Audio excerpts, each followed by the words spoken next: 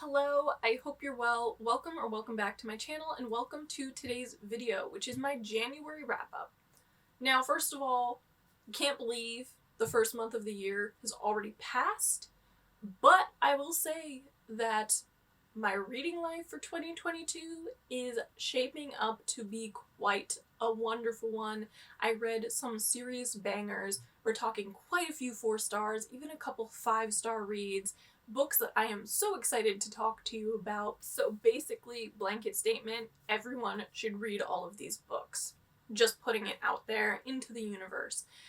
But before I dive into it, I do think I'm going to organize this video a little differently, totally inspired by Noelle, but there's also another person on BookTube who I subscribe to who's been doing their wrap-ups this way, basically where you group books based on their ratings and talk about them that way instead of doing it chronologically. So we're going to give it a try. Let me know in the comment section if that works for you, if you'd rather me go back to the other way. And Noelle, I hope you don't mind me taking inspiration from you on that front. But why don't we dive right in? So the first books, the books that are the lowest rated of the month, are 3.5 stars, which isn't half bad. 3 is like enjoyable to me. It was a pleasant reading experience. I had no major problems with it. It just isn't necessarily a book that I would see myself rereading, if that makes any sense. The first book that I read, though, was Simply Unforgettable by Mary Balogh, which was actually recommended to me by Anne, one of my subscribers, when I mentioned that I wanted to try to read some more romance books this year as one of my 2022 goals. And this is a Regency romance. It's the first book in a quartet, and it was a pleasant read.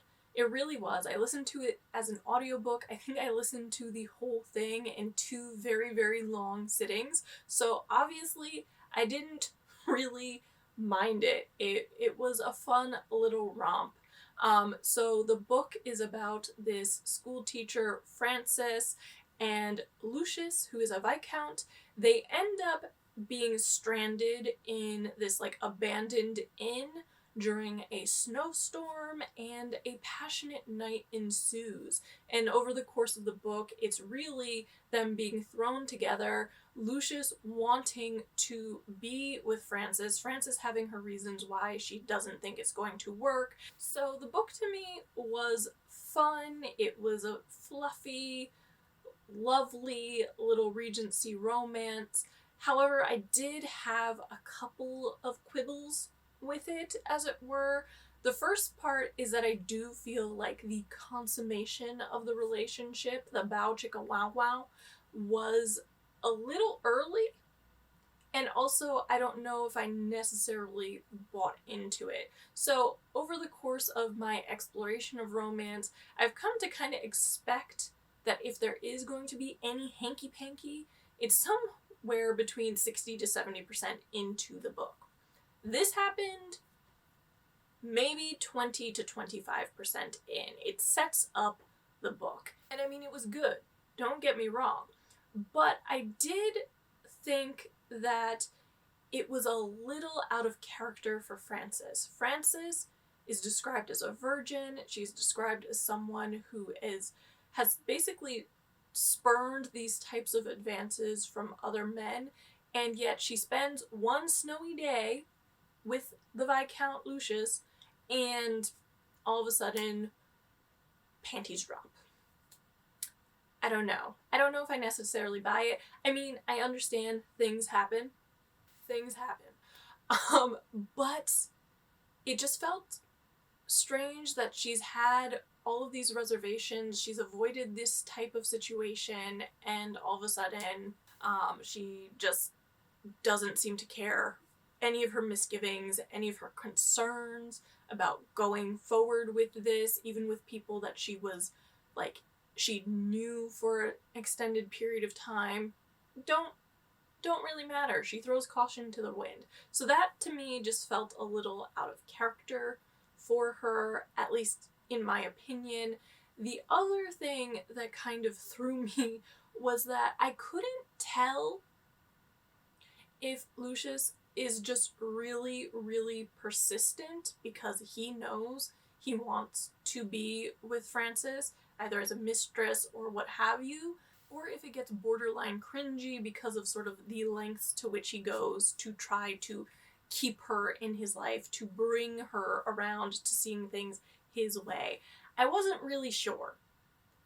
I kept kind of going back and forth with that one, so I don't really know, but I did like the two characters.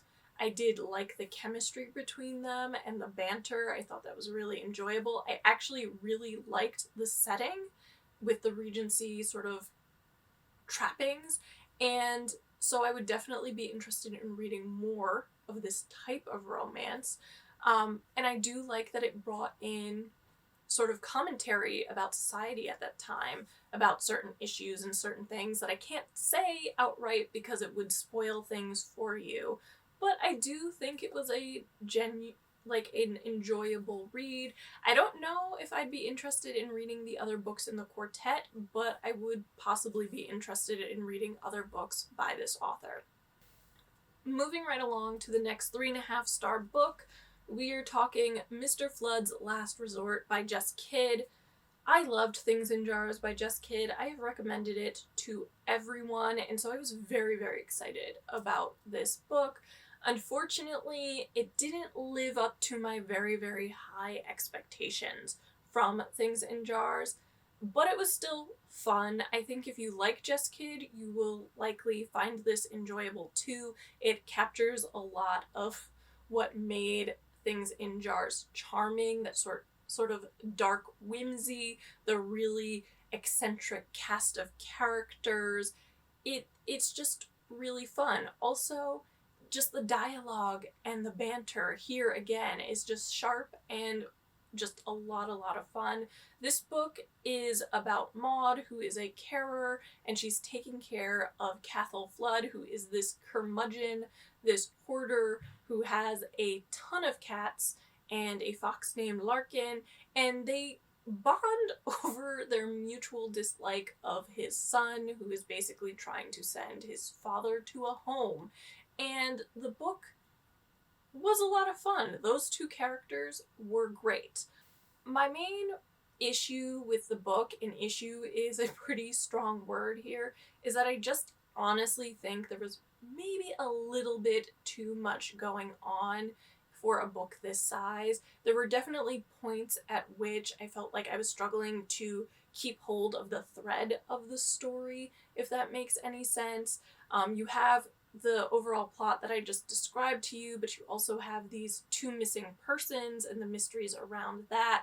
You also have the fact that Maud doesn't see ghosts, but she sees saints, and she talks to saints, and there's like literally a battalion of saints who she interacts with, and it was just a lot. It's a ton in this book, and I feel like it would have been stronger to me if some of that had been pared back just a little bit, like if some restraint had been used and like some edits made, because the characters are adorable and lovely and fun, and it's an interesting world to be in. It's a lot. So if, as I said at the beginning of this, if you liked Jess Kidd, it's worth a read, but Things in Jars definitely is my preferred title by Jess Kidd at this point.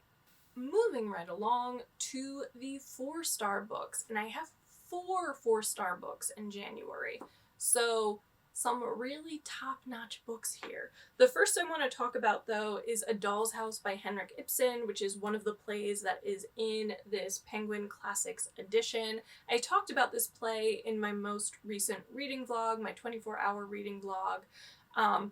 This was a reread for me, and so obviously it's a play that I quite enjoy. It is translated from Norwegian, it is set during the 19th century, and it really is this play that looks at society at the time, but it also looks at sort of the role of family, the role of wives and mothers. It has a very feminist turn to it, and it's just so much fun. The book is really about Nora and Torvald and their marriage and everything that's kind of happening surrounding them. It takes place around Christmas, so I might have read this a few weeks late, but still worth it. And I can't say a ton about the plot without spoiling it, but suffice it to say, Nora is one of my favorite characters on the stage. The transformation that occurs with her character, the character development basically through the course of the 3 acts, is just phenomenal. And I just love a good feminist manifesto at the end of this. It's just brilliant, but really it is all about her character and the evolution of her character over the course of the play. It took about, I want to say, 2 hours to read, which is probably what sitting through a production would run you. But if you're really interested in sort of the 19th century or feminist literature or want to give Henrik Ibsen a try, this is the play that I always recommend of his. It's just a ton of fun. The next 4-star book is The King of Infinite Space by Lindsay Fay, which I read for Noelle's book club, the Hot Girl Book Club. We did a live show on it, and it was such a fun time. I mean, it's always fun to hang out with Noelle, but to actually talk about a book that we both really, really enjoyed, like, it's a cherry on top. So I'll just start by saying I really did not know what to expect when I picked up this book. It is not a book that I would have normally gravitated towards, but it is a retelling of Hamlet, and I love Shakespeare. I took no fewer than 3, possibly even 4 seminars in college about Shakespeare, and I will see it on stage whenever I can. I will watch basically any adaptation, but I could not, perhaps is the right word, wrap my brain around how they described this book, which was a modern retelling of Hamlet set in New York City that is also queer and feminist. I had a lot of questions, but it really was a solid adaptation because I do think that it was able to keep within it certain themes that are integral to Hamlet as a work. It talks about sort of fate versus free will, death, madness, like the whole shebang. Like, all of those themes were prevalent here, but it handled them in such a way that it felt really unique, felt really like modernized. So in the case of like madness in air quotes, the way that this book approaches it is to look at mental health and mental illness, but also neurodiversity, which I thought was just a really brilliant way to approach it overall. The book is told from 3 POVs. You have Leah, who is the Ophelia character, you have Ben, who is the Hamlet character, and you have Horatio, who is the Horatio character, and it alternates between their 3 POVs over the course of the book, and it's Hamlet, basically. Ben is the son of sort of theater royalty in New York. His father turns up dead. He suspects that his uncle, who has married his mother very quickly after his father's death, had a hand in it. Chaos ensues. But really, this, as much as it is, I think, a plot-driven story, it's pretty fast-paced for me. The characters are really the stars here. Each of their perspectives is so vibrant. Each of them has a distinct voice, and even with that, it still feels consistent and feels cohesive within the book itself. And I just think it was really, really well done. The reason I didn't give it 5 stars is solely because I don't know if I necessarily bought into how feminist they made it seem with the character of Leah. I was kind of left wondering, like, does she really have as much agency as they led you to believe with the description of the book as feminist? I don't know. I mean, yes, she has more agency than Ophelia from Hamlet, but I don't know. I was kind of hemming and hawing over that thing, and also It's a great book. I really enjoyed it. I flagged it. I was having a fun time recognizing other Shakespearean characters who infiltrate this world, seeing nods to certain quotations from Shakespeare in here as well, getting to see the chemistry between Ben and Horatio, like that sexual tension, the banter between them, iconic, all great stuff. It's just the Leah character with this sort of this declaration that it's feminism that I wasn't so sure about. It's also, as I said, a great book, but I don't necessarily know if it's a book that I would reread when it's a 5-star book. Usually that means I want to or have intentions to reread it at some point. It didn't quite make that mark, but I would be interested in reading other books by this author. It sounds like Lindsay Faye has done several different retellings. I think there was one possibly about Jane Eyre or like a retelling of one of the Bronte novels. I don't know which one, so don't quote me, but I had a lot of fun with this, and I do think it is a really worthwhile adaptation of a Shakespearean play. The next book was also in that 24-hour reading vlog, so if you want my sort of real-time reactions to reading it, definitely check that video out. But we're talking Wides Sargasso Sea by Jean Rhys, which is a very, very slim book. Read it in an afternoon and really enjoyed it, which is why I gave it 4 stars. It is basically the origin story of the Mad Woman in the Attic from Jane Eyre. And I've always been fascinated by that character. You don't get all that much about her in Jane Eyre itself. And I remember the first time I read that book really kind of demonizing her. And then the more I read the book was the more that I became interested in her. And when I say the more I read the book, like I've read it probably a half dozen times. So I really enjoyed having a book that is entirely about her and how she ends up in the attic in Jane Eyre, and just how she came to be that iconic character in the book.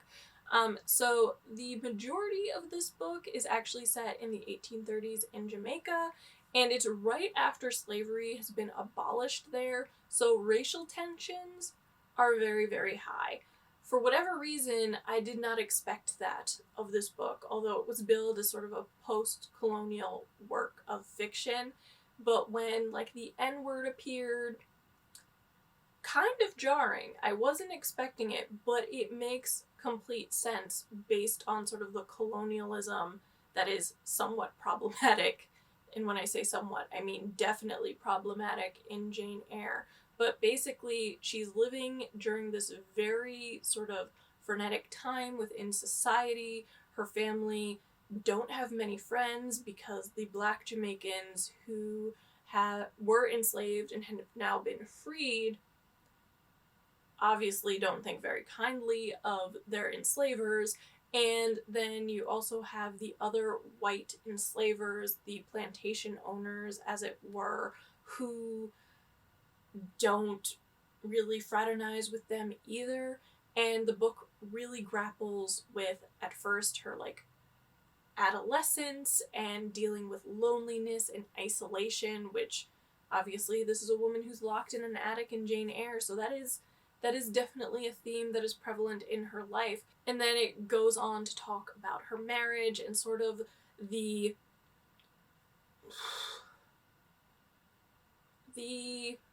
what's the word, Brittany?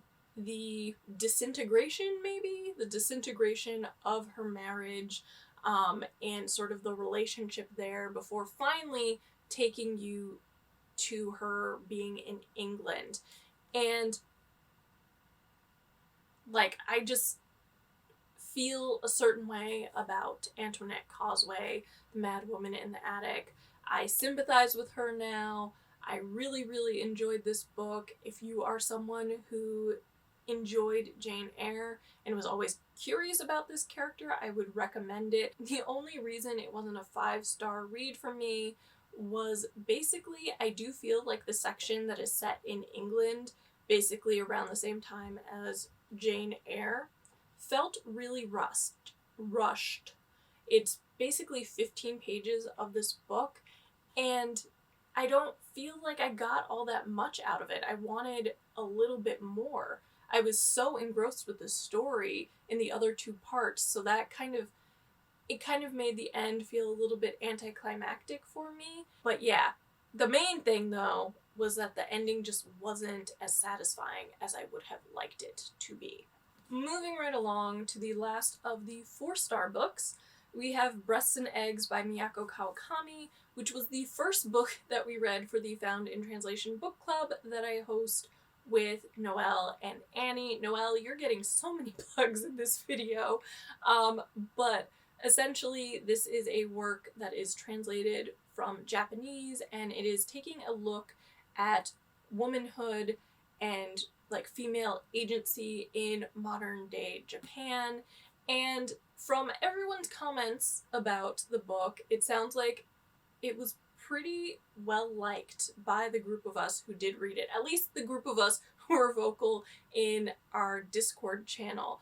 But the book is broken into 2 parts. The first part is about Natsu and her sister. Her sister is obsessed with boobs.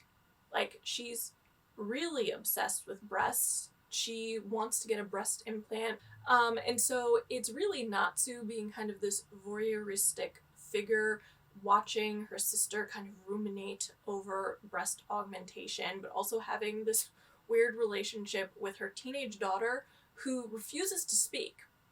Like, has just gone mute voluntarily. And so that's the first part of the book. The second part is Natsu some years later. She is single. I believe she is asexual. And she decides that she would like to be a mother. She would like to meet her own child. However, in Japan, there aren't really many options for you as a single woman if you want to have a child.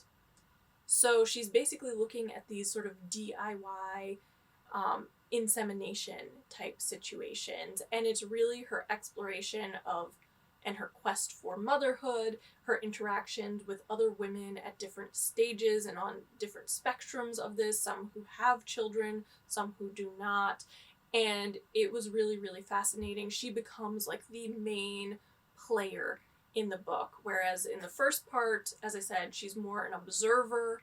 The second part is really all about her, and it was just really fascinating from like a cultural perspective, learning all of this about Japanese culture, because I really don't know all that much about Japan apart from food, because I worked for 4 years in a Japanese restaurant where the chefs were teaching me all about the cuisine, but that's about it. So it really was so interesting, and if you like translated fiction, if you want something that is talking about sort of womanhood and female agency or body autonomy, as it were, then I'd say that this is something that you might enjoy. I think too that Natsu as a character resonated with me because she's about my age, she's also single, and so like these questions about motherhood and relationships and all of that stuff that kind of come up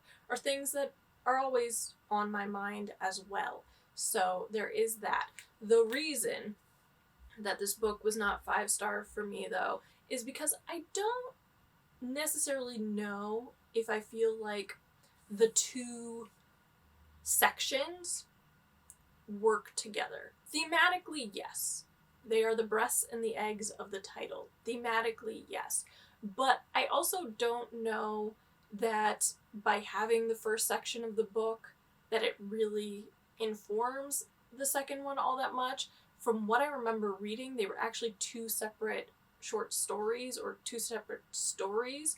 So I feel like they could exist on their own. I feel like it could have been one or the other. So for me, that was my one thing there.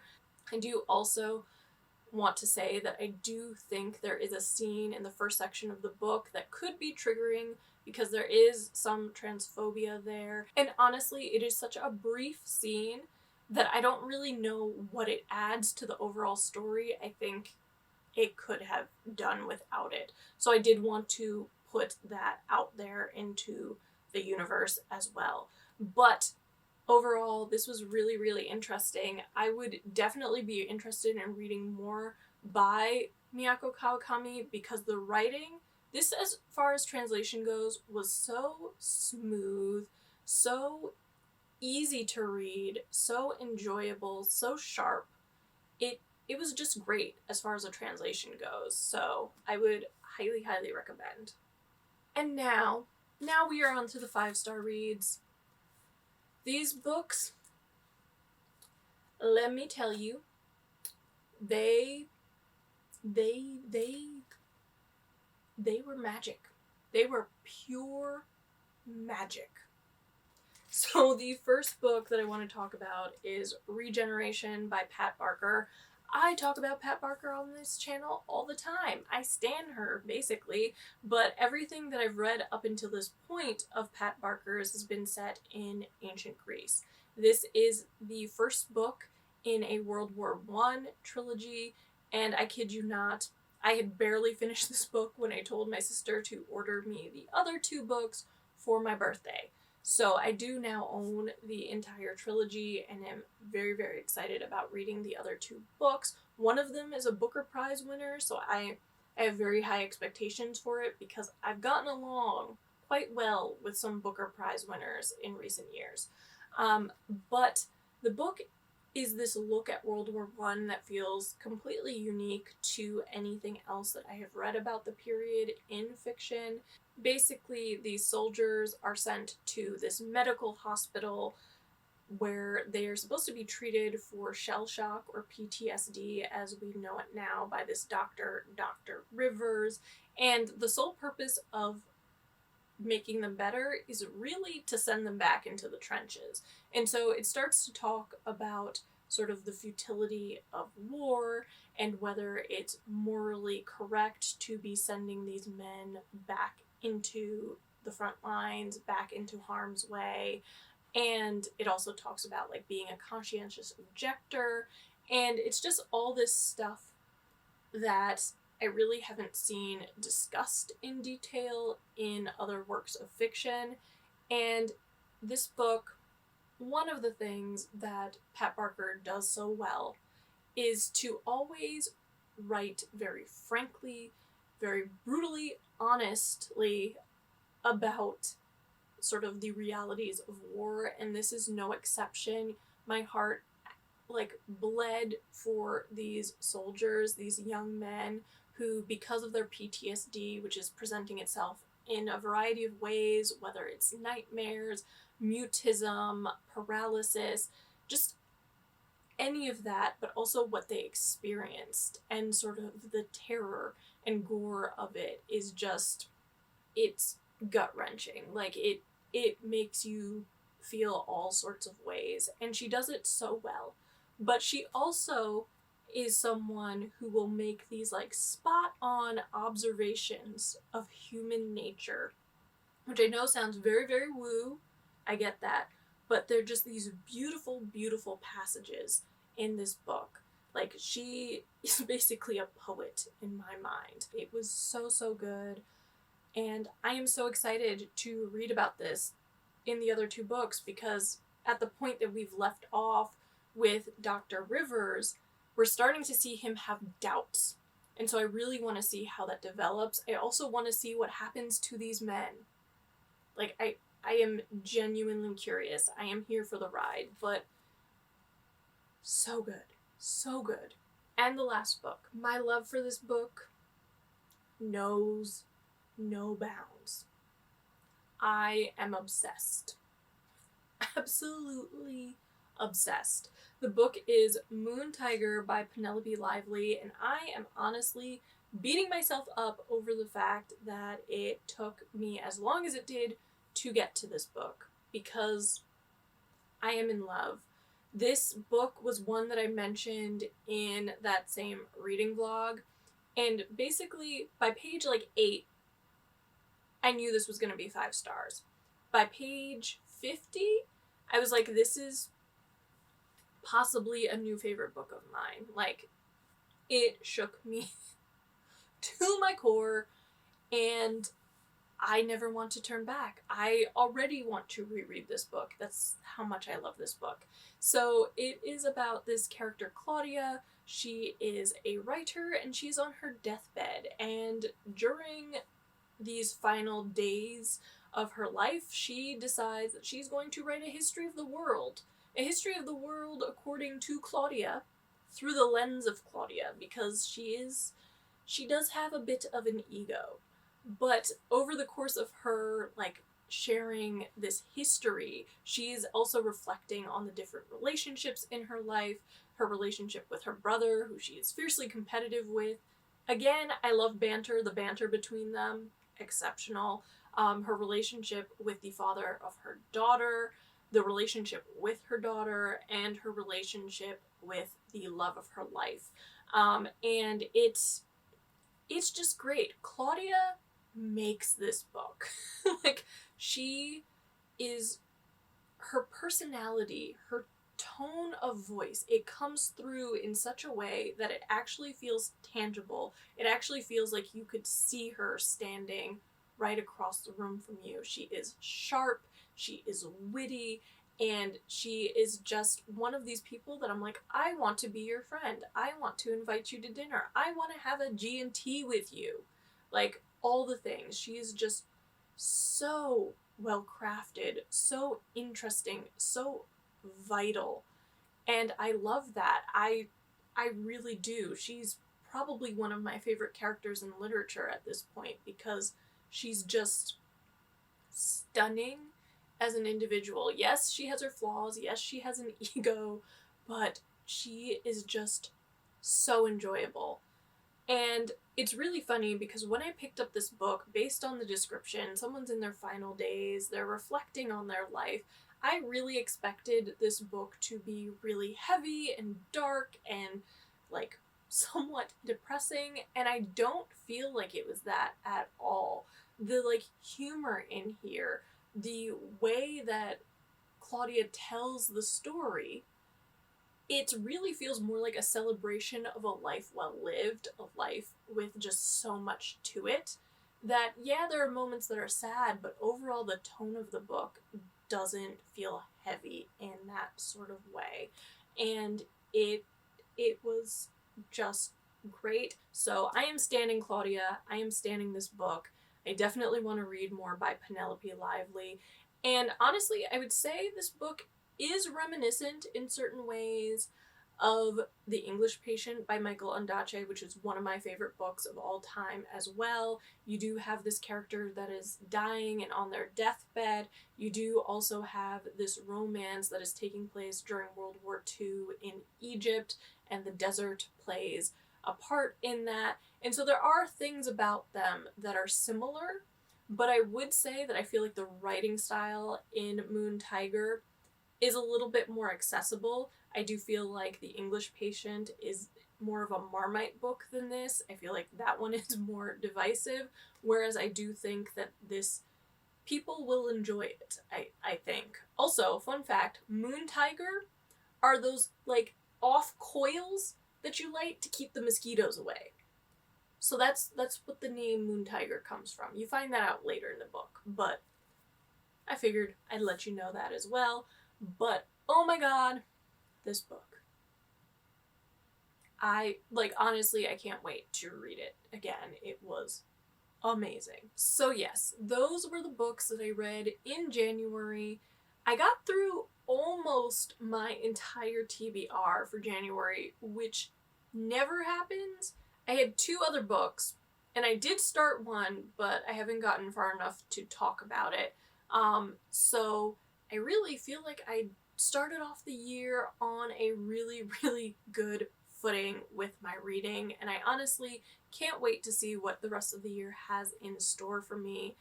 Anywho, I hope you enjoyed this video. I hope you found a few books to add to your TBR, and if you did, let me know in the comment section. But also, if you liked this video, be sure to give it a thumbs up, comment, and subscribe, because that means the world to me, and it also helps this little channel grow. Thank you so much, and I'll see you next time. Bye!